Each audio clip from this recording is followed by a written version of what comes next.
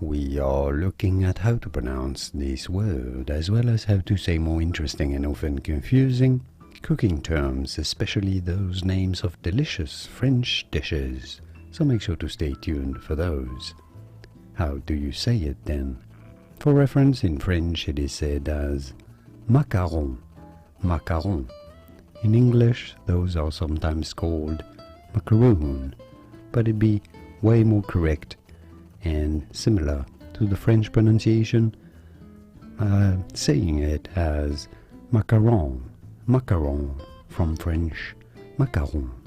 And now you know. More videos here on how to pronounce more interesting words and names of delicious foods from France and beyond, whose pronunciations aren't always obvious. Do you know how to pronounce those correctly?